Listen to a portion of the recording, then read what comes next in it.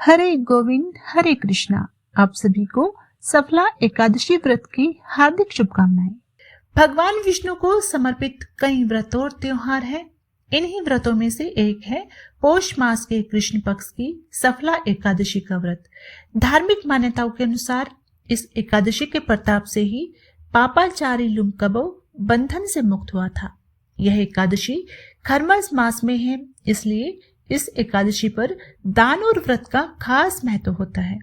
सफला एकादशी का व्रत करने से सभी कार्य सफल होते हैं। इसी कारण भगवान श्री कृष्ण ने इस एकादशी को सफला एकादशी का नाम दिया था। यदि आपके किसी काम में रुकावट आ रही है, काम बनते बनते रह जाता है, तो आज का यानी सफला एकादशी के व्रत के प्रभाव से आपके रुके हुए कार्यों की सिद्धि हो जाती है और व्यक्ति समस्त सांसारिक सुखों को भोगकर अंत में मोक्ष को प्राप्त कर लेता है। उसके सभी पाप नष्ट हो जाते हैं।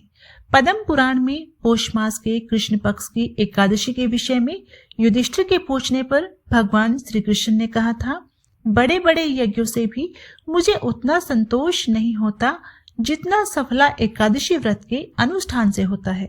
इसलिए यह एकादशी व्रत अवश्य करना चाहिए। यह एकादशी कल्याण करने वाली और समस्त व्रतों में श्रेष्ठ है।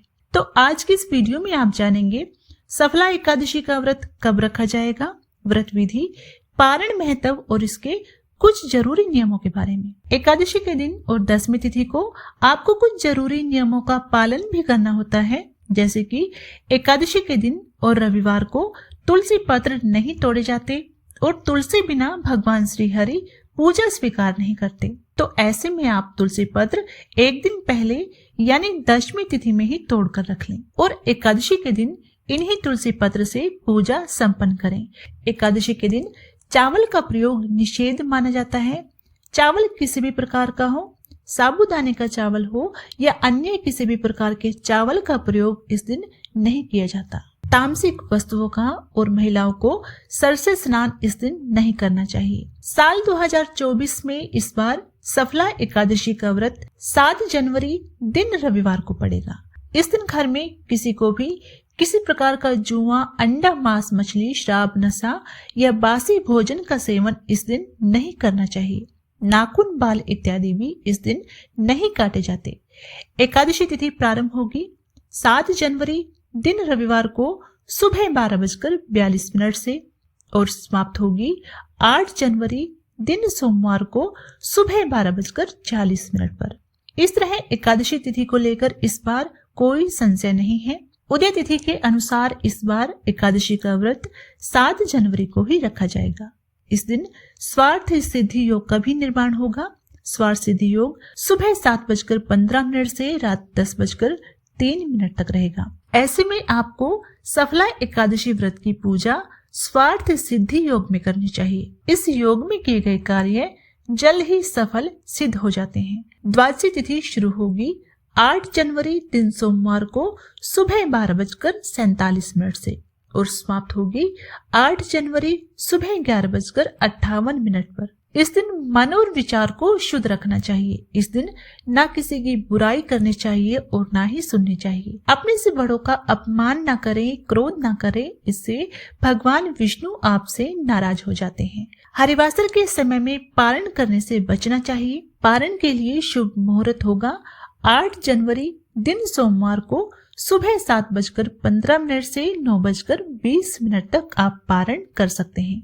इस बात का ध्यान रखें, एकादशी व्रत का पारण द्वादशी तिथि समाप्त होने से पहले करना अति आवश्यक है। यदि द्वादशी तिथि सूर्योदय से पहले समाप्त हो गई हो तो एकादशी व्रत का पारण सूर्योदय के बाद ही होता है।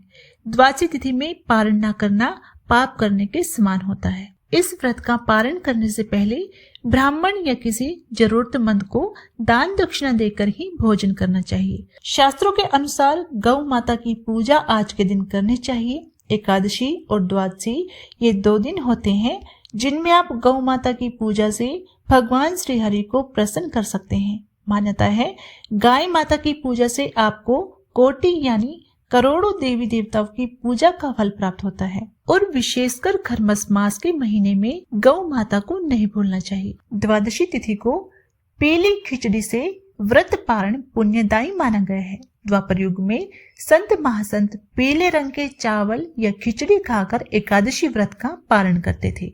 ये भोजन शम ग्रहण करने से पहले गाय को दिया जाता है। इन सब बातों का ध्यान रखते हुए आप एकादशी व्रत का पालन करें। तो इस व्रत से जुड़ी और जानकारी प्राप्त करने के लिए जिन्होंने अभी तक हमारे चैनल को सब्सक्राइब नहीं किया है तो चैनल को जरूर सब्सक्राइब कर ले। साथ ही कमेंट बॉक्स में जय श्री कृष्णा लिखना ना भूलें।